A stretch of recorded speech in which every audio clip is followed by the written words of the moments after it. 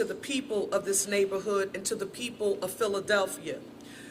This is something I've been talking with my team about that has been weighing heavy on my spirit as your mayor. And that is, it's important for me to let you know that we are not going away, that we are not going anywhere. I also need the message to be very clear to those who think that it is okay to engage in a wild, wild west-like culture here in our city and to think that that type of behavior will be tolerated. It is not acceptable for people to think that it is somehow okay to come into a neighborhood block party and pull out a gun and just start shooting each other. Our administration is going to be relentless about showing up in every community, every time, to say that it is never okay to put an entire neighborhood at risk like this. It doesn't matter to me whether or not it was a young man who was organizing a pop-up party in the neighborhood in Southwest Philadelphia on the 4th of July to give his generation a place to come and gather and dance and have fun. Or a group of teenagers getting off of the school bus in Northeast or Northwest Philadelphia earlier this year. It does not matter to me where it happened or why. Gun violence in every neighborhood is unacceptable to me and to every member of this Parker administration. Commissioner Bethel this week having conversations with people who are talking about the stats. And yes, it's true, we know that homicides are down 39% right now in Philadelphia when you compare that to last year, and shootings are down a comparable percentage. But guess what? That doesn't mean a thing right now to the people who live here in Carroll Park or in any neighborhood that suffers from gun violence. We will not rest until every resident in every neighborhood feels safe in their communities again. This next message is also extremely important to me because at a time like this is usually when we hear people begin to say that we should no longer be able to gather at our houses and on our blocks for festivities like block parties. I want Philadelphia to know it's okay to organize a block party. It's okay to go to a block party. But Philadelphians, if you want us to make good on our commitment to make your public health and safety our #1 priority, that means you have to follow the process. Now, sometimes I'll be the first one to tell you that government bureaucracy, we can get in our own way sometimes. But in this instance, we need you to follow the process. Why is that important? There was no block party permit issued here. Why is it important to go through that process? Because when you do, the leadership of our respective police districts, they then know that there's a propensity for a large gathering to occur on blocks where permits have been issued. In our police department, they have not denied block party permits because we want to promote community gathering and celebrating each other and having a good time. But Philadelphia, as your mayor, I'm asking you to help me as I try to make good on my commitment to you. But I don't care how good Police Commissioner Bethel is in his work or our Public Safety Director, Adam Geer. We can't make good on our promise to you if you won't follow the process that's established. We want you to call the Streets Department at 215-686 5500, and someone can guide you through the process if you want to call on the phone. If you want to do it online, go to www.phila.gov and search Block Party. And the entire process is available so that you know what it is that you need to do to lawfully host a block party here in the city of Philadelphia.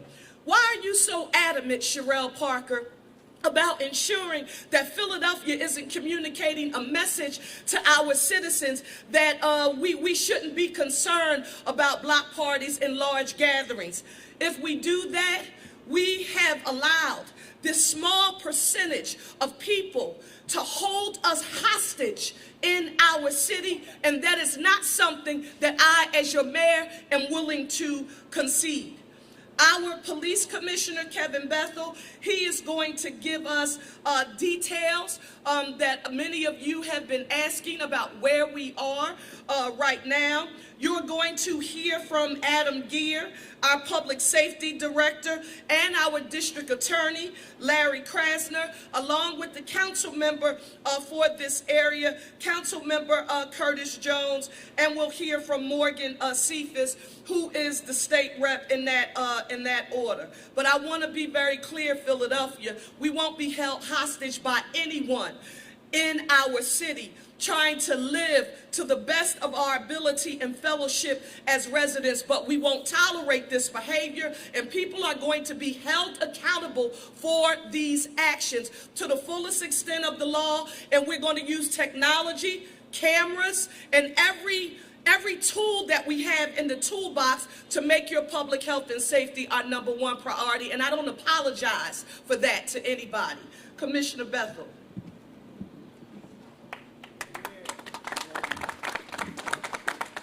So I'll give you a brief overview of where we are now. Again, I thank the mayor for her leadership.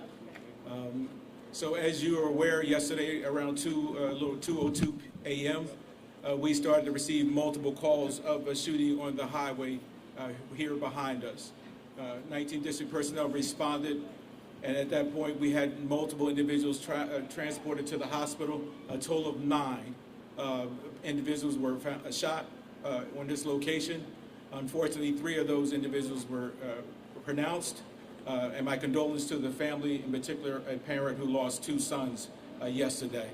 And most of the officers were transported to Penn Presby as well as Lankenau. We currently have 6 individuals who survived their injuries. 2 of them remain in the hospital. The other 4 have been released.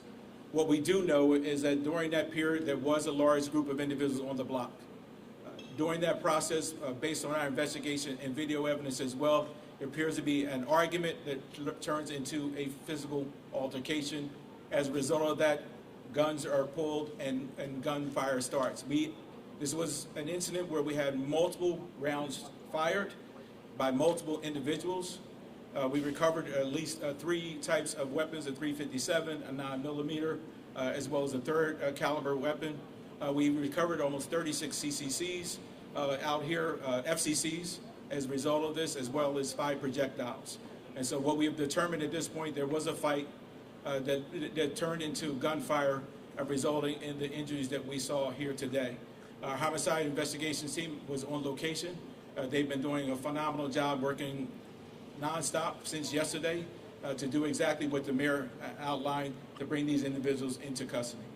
I have, as the mayor indicated, I'm born and raised in Southwest Philadelphia and been in this area much of my life. We have always had the opportunity to have block parties on our neighborhoods, and I do not, as the mayor indicated, want to allow anyone to make what has always been a staple in our communities where we can't do it anymore. You know, the reality is this: the majority of the incidents that we have today that result in homicide start with an argument. That is the majority. And I know some of my old school guys here today, we used to fight it, now we pull out weapons. And so we are going to have to turn back the times of when we can have a good time on our blocks. But we are not going to allow a small number of individuals, stop it for those who really, really want to enjoy it. So again, I thank the mayor for her leadership, and we're going to continue to do the work to bring these individuals into custody.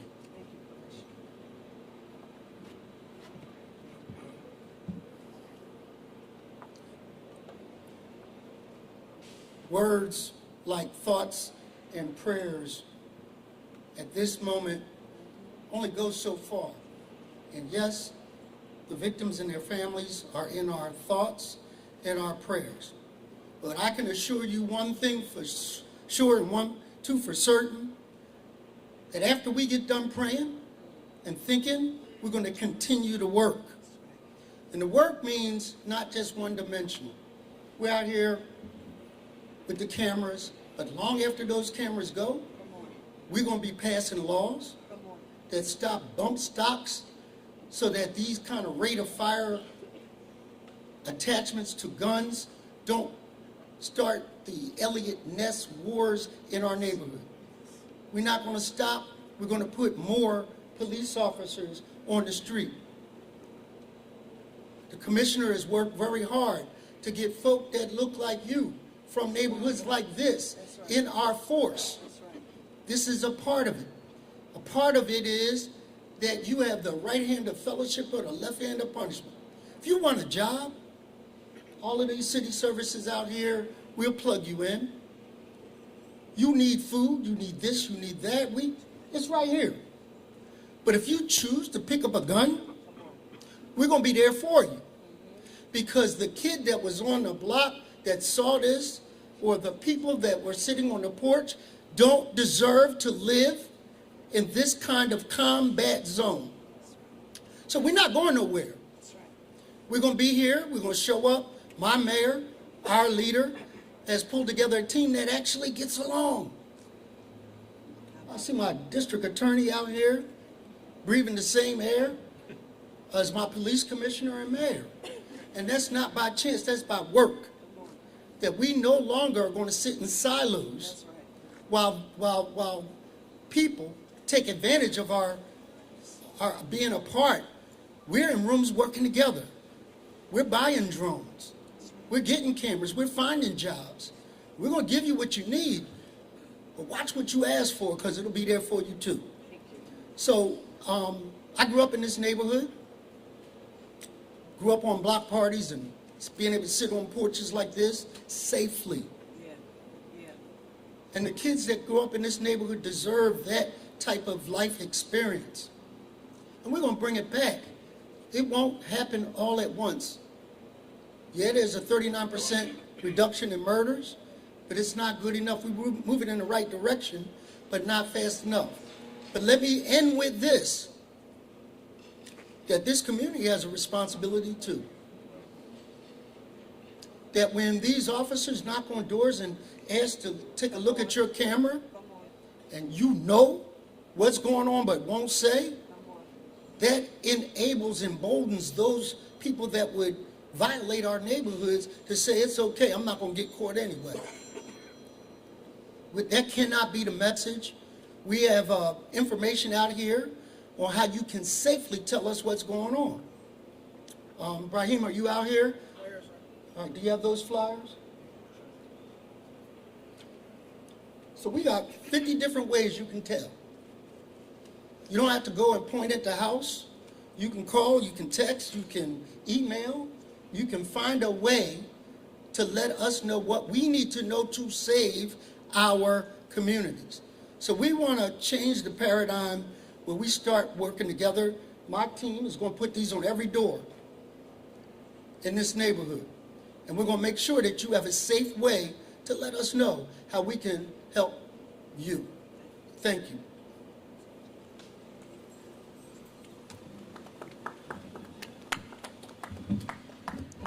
So I want to thank everybody for joining us this morning, because the incident that took place over this weekend is not and will never be the story of Carroll Park.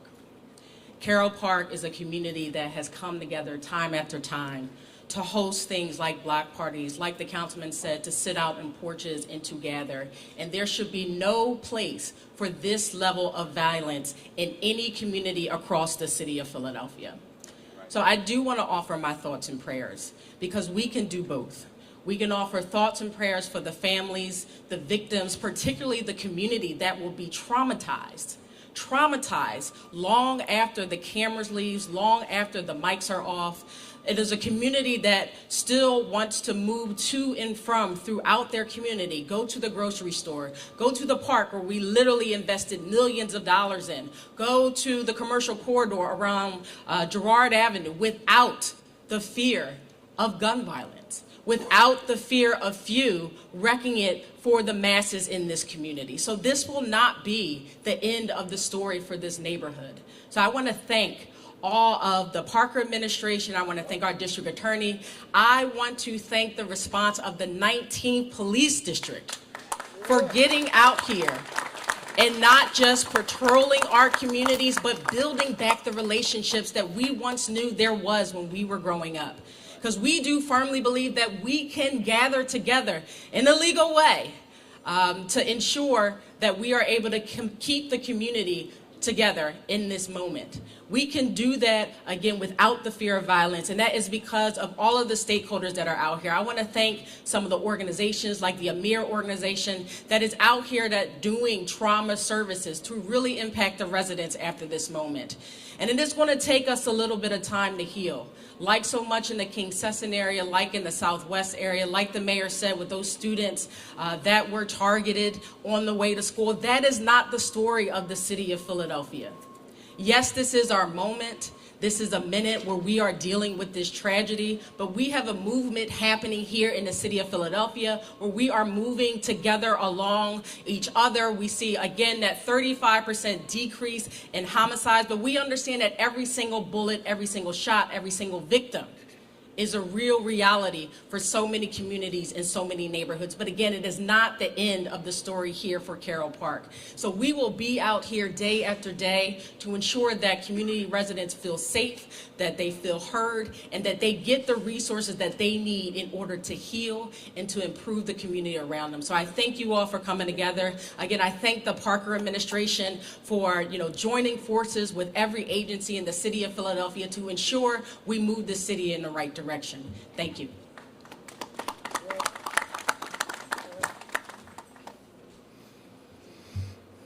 On the ground, you see your elected officials out here, you see your police commissioner, you see the president of the Fraternal Order of Police, they're all out here, they're on the ground. Well, that is important. That is what matters. Just before I get started with my remarks, I do want to personally thank the Philadelphia Police Commissioner, Kevin Bethel, and also the men and women of PPD for their presence here today and their presence when it mattered at 2 o'clock in the morning on Saturday. How they responded to this horrific mass shooting, something that never should occur in a civilized society, on the 1200 block of North Alden. I also want to thank the 19th Police District and its leadership under Captain Lawrence Newble, who's doing an absolutely fabulous job up here. Thank you for your quick action. Thank you for your dedication and professionalism. Thank you for your compassion. And thank you for all of the services that you and the people you supervise provide in Carroll Park. Obviously, I want to thank the mayor for her leadership, and I want to thank Police Commissioner Kevin Bethel for his. Also, our good friends and allies, Representative Cephas, Councilmember Jones, I see Councilmember Gautier is here, all of whom fight like crazy in very, very difficult circumstances to do the right thing despite the challenges that some of our elected statewide present. I deeply appreciate their efforts on behalf of this community and on behalf of public safety. I am going to ask my team, my CARES team, to come up, just stand here for a minute. We will get you out of the way of all these good-looking, important people in a minute. But I want my CARES team up here. I want First Assistant List to be up here. I want you all up here because people need to know that when this happened at 2 o'clock in the morning, apparently some people don't sleep because they were on the phone at 3 o'clock and 5 o'clock and 6 o'clock in the morning, and they were doing what had to be done. They were notifying some of these wonderful elected officials of the information as much as we could provide. CARES team was deployed. Its job is to deal with the families of homicide victims. They were deployed. They were boots on the ground. They were out here. And so this is how we find ourselves in a place where we can actually talk about one Philly. Yes, it's people in government, it's elected officials, people who are paid with your tax dollars, but it is also all the faith leaders who were notified early, who activated. It was Imam Kenneth Nurdeen, Reverend Damon Jones, Reverend Dr. Ralph Blanks from Vine Memorial Baptist, Reverend Dr. Donald Moore from Mount Carmel, and others who were provided with information. They activated. They did what they could do. And even as I pulled up today, and I pulled up early today, who did I see out here? I saw Emir. I saw PAN. I saw AVP, Brotherhood Foundation. We Embrace Fatherhood. I saw all these wonderful nonprofits and community groups that have at least as much of an impact as government can have, and that understand better than any of us could that the truth is justice, real justice, is when the blood never hits the ground and the bullet is never fired.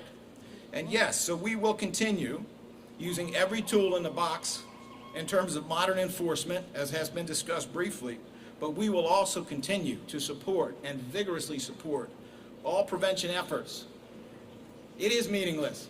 These very positive data are meaningless to people who have been through what they are suffering here right now. I spoke to a woman at the end of the block, and she spoke about how much she wanted to make sure that her young relatives, her young male relatives, had something to do after school, how important she thought that that was. We all have to use every tool in the box of modern enforcement and of prevention to bring the real justice, which is when the shooting stops completely. I want you to hear this, and I hope you will hear it. Anybody who is even considering a retaliatory shooting, do not do this. Please let the police commissioner, the district attorney's office, the FBI, the ATF, all these elected officials do their job.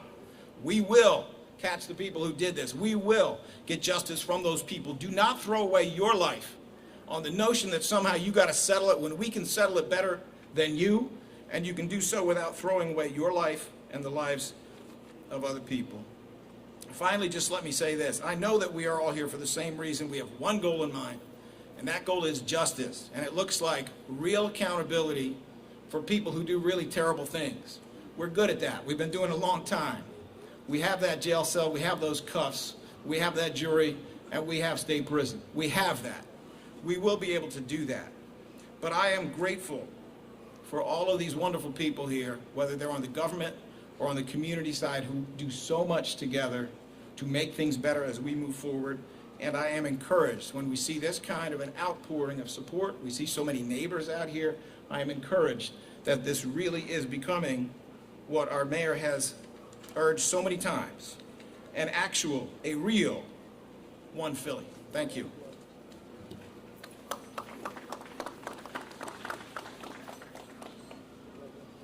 Philadelphia, let me, because from time to time it's important to affirm this, and I want to thank you, Councilmember Jones, for affirming the fact that before I put my hands on the Bible and was sworn in as your mayor on January the 2nd, what you see present here today wasn't the standard operating procedure for how we address public health and safety in the city of Philadelphia.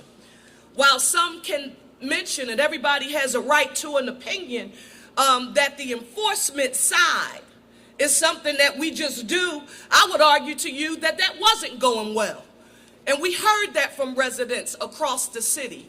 And when you hear me talk about, as your mayor, this prevention, intervention, and enforcement model, part of the way that we've made good on that commitment is because, one, the council passed legislation, listen, not for somebody to think that they're going to get a check in a box and gain some points for directing someone to some kind of support or service, but council was intentional about making it someone's job to coordinate every city service outside of the enforcement that Police Commissioner Bethel works with our police department to ensure happens on a daily basis. So let me make this 1,001% clear.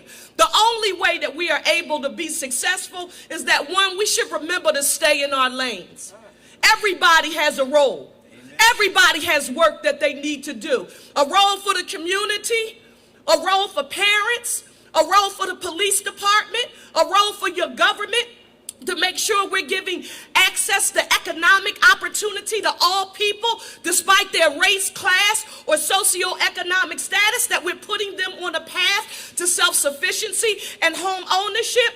But in order for it to be successful, it has to be somebody's job. I want you now to meet the gentleman who is formally and officially responsible for coordinating the Parker administration's response from the EMIR and the anti-violence funding that goes to support community-based organizations on the ground, to helping to organize and work with block captains and block contact people across the city. This is the gentleman who is here on behalf of the city of Philadelphia to talk to you about how we coordinate all of those non-police supports and services to the community at large. Give a round of applause to Adam Gear.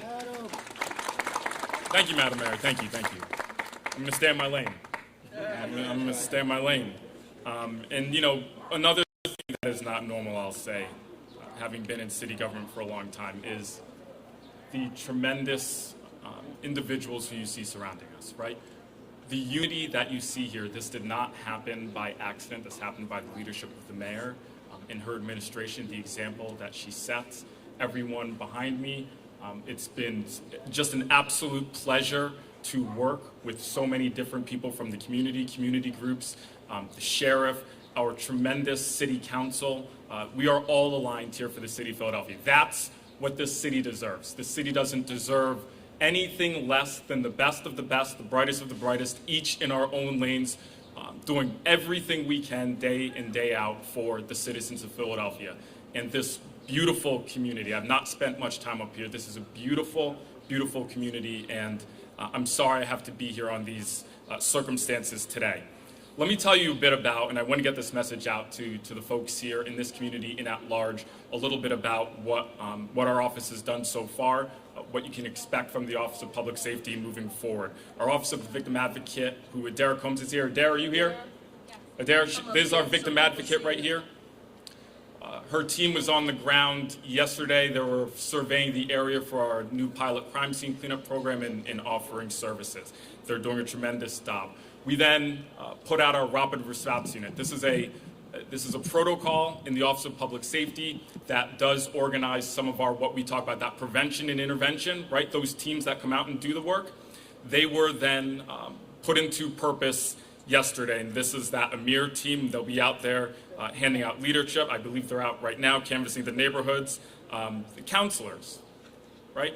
Counselors, we need to deal with our trauma. I was just at an event the other day, and it was still difficult for me to talk about, right, some of the stuff that I've been through, but we have to, more and more and more. It's important for us to talk about the help that we need so that we can put our masks on, right, when you're airplane, put your mask on before you can help someone else. So they're out there doing tremendous prevention, right? That is prevention work. That is stopping future retaliation events.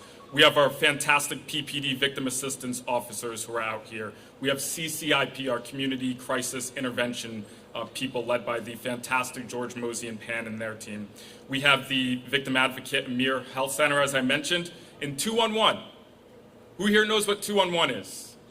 Okay, 211, we want people to be using this. Please publish this. 211 is the city's hotline for prevention, right? If you hear, and it's anonymous, if you hear something's going on, if you're concerned about something in the community, you can call 211 and report that, and we will do something about that. We'll try and quell that situation, try and throw some cold water on that.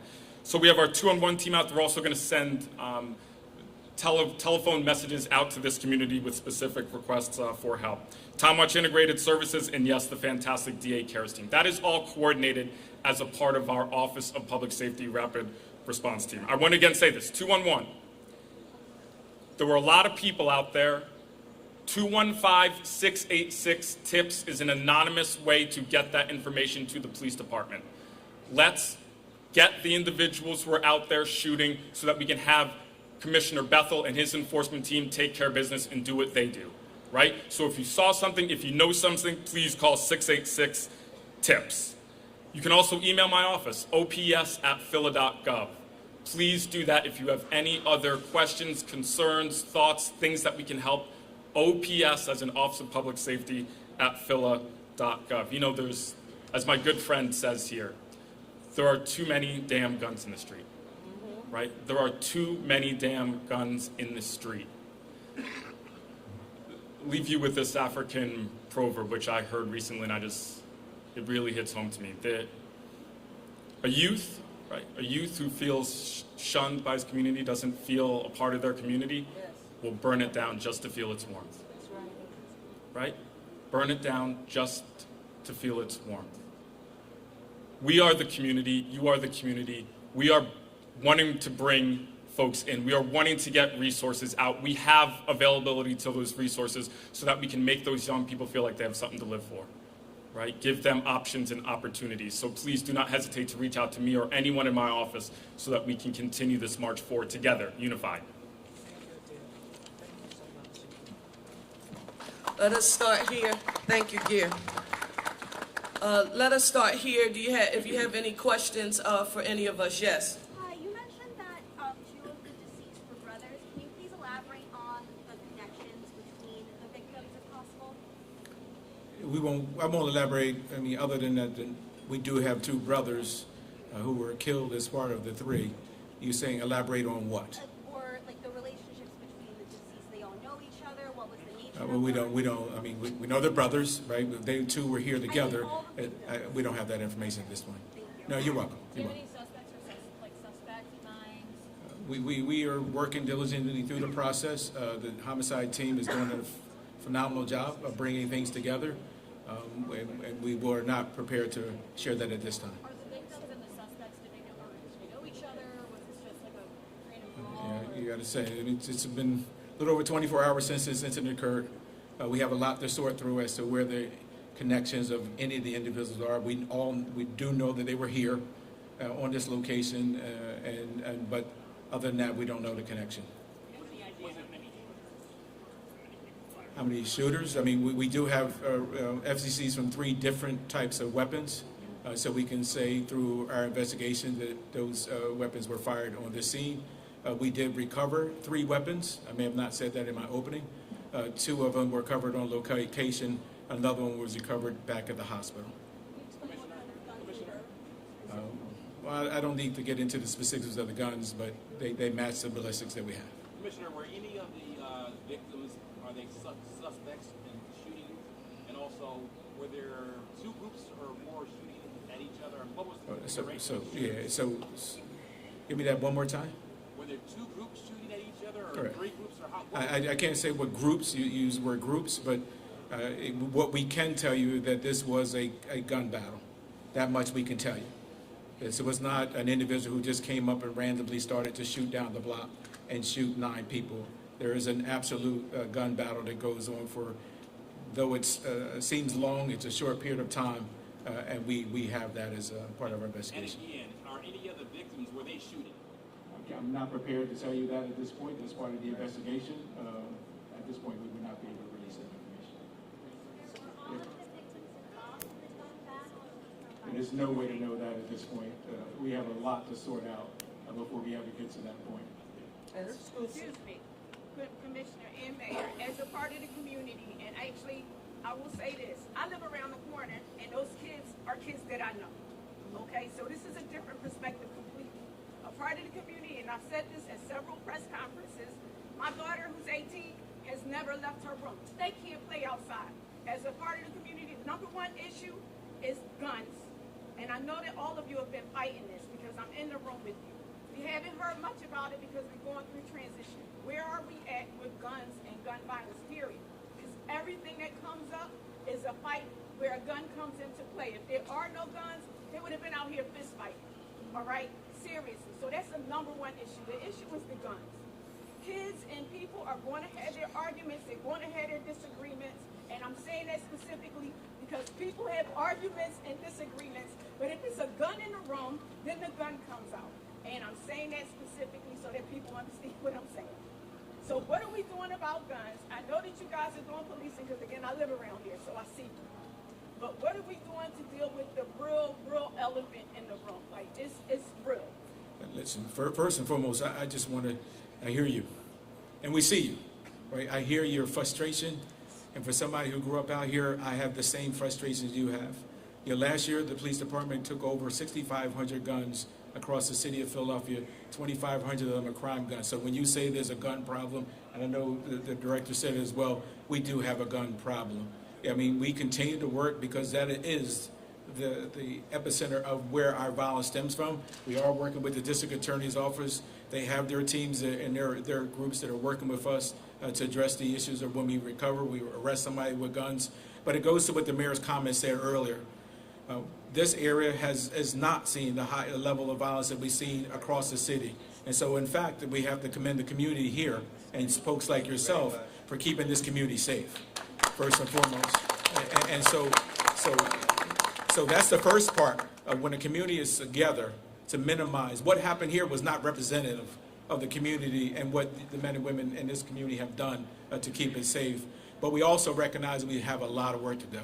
We cannot go from a system that has 560 homicides and thousands of shootings and think overnight in 7 months with us being on station that things are going to change. It has to be a steady pace, but hope, right? And still hope back into a process and hope into our communities that we can get to a better place. And so that's the work we're going to continue to do. I'm proud of the men and women of the Philadelphia Police Department and their resiliency, and the men in the 19th District for their resiliency to be able to continue to do the work in a way that's most effective to be able to get you to a place. I want your 18-year-old daughter to come out of that house. That's my job, and that's what we're going to work hard to do.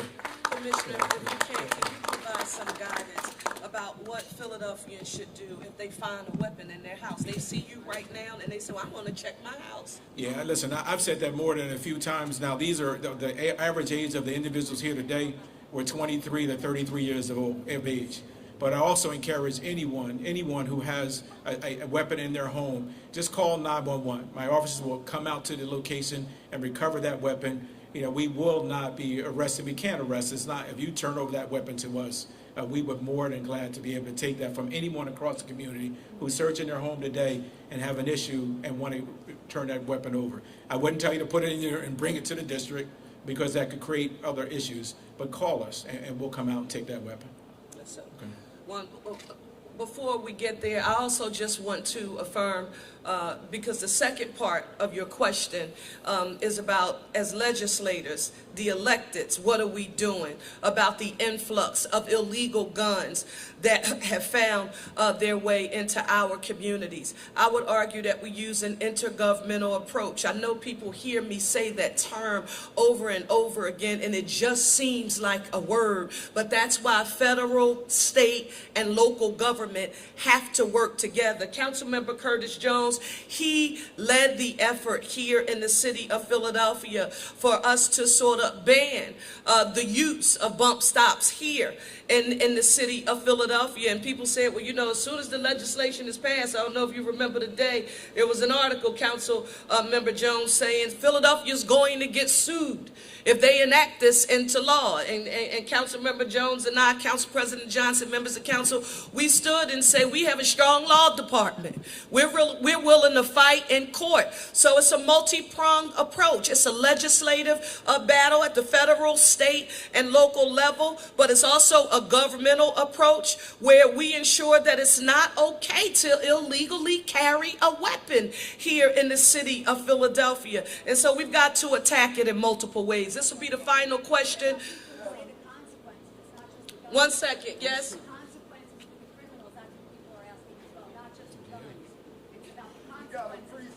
Attorney? How did they miss 200 people right out on Morgan Street, Thompson Street? It was their van for these people to come up and down and check this neighborhood.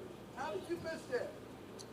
200 people in Excuse me, sir. Excuse me, sir. Let me answer. Can you repeat your question, please? I'm just saying what we hear from people on the street and neighbors. I live down the street.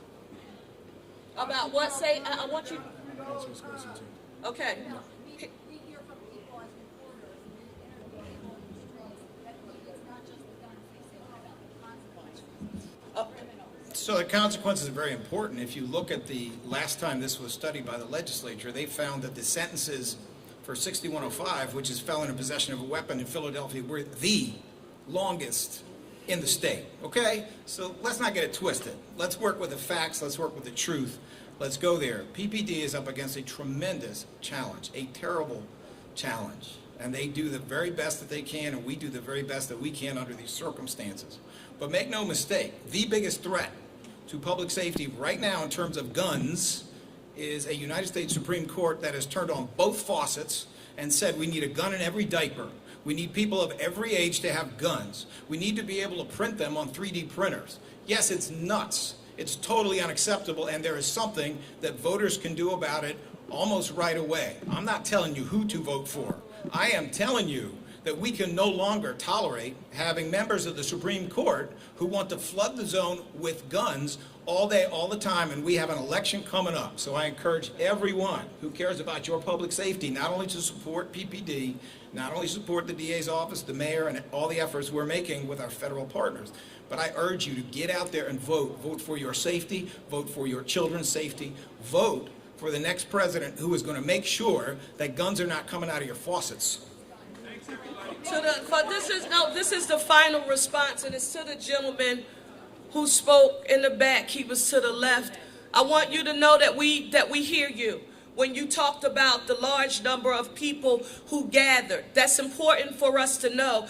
And thank you for publicly affirming it. When I talked about this, listen, there was a time when a narrative in the city of Philadelphia that had gained a whole lot of steam, and it was a whole lot of noise, but it didn't reflect what people in neighborhoods would believe, and that was for us to be defunding the police in the city of Philadelphia. And I can remember that mantra echoing as a sort of call to arms here in the city of Philadelphia, but it was antithetical to what I heard from people in the city of Philadelphia in neighborhoods across the city. They were saying we wanted a proactive law enforcement presence in our neighborhood, getting to know the communities and the people that they're sworn to protect and serve, but we also know we wanted and we deserve zero tolerance for any misuse and or abuse of authority by the police department. And I came and I said, well, listen, I know the threat is that you're going to cancel me, but I support community policing. And I want officers there without the community having to call 911. I don't want the only time you engage with me is when there is a crisis in my neighborhood. I want you to get to know the people that you're sworn to protect and serve.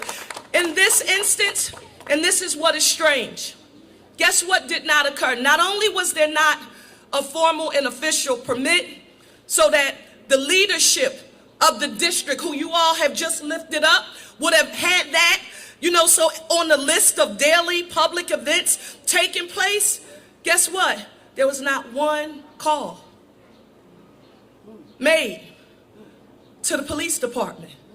Did you hear me?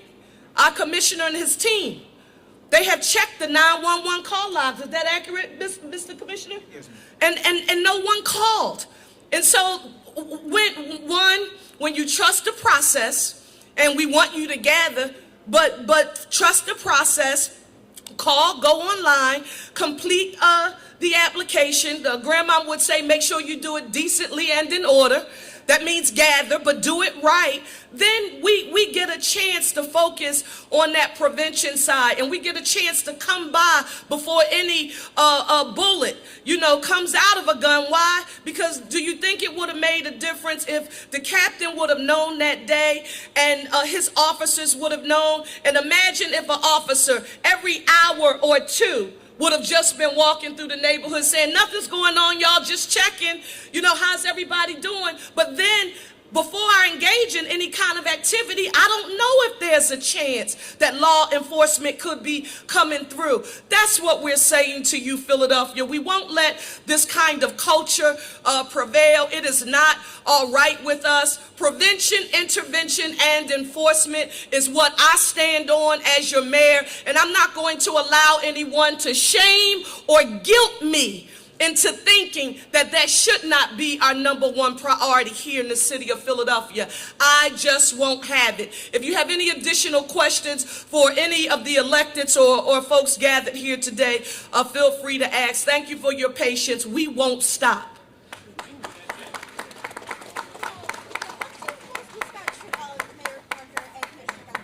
Why did you wait 36 hours to immediately notify the public? I understand the fact finding. okay?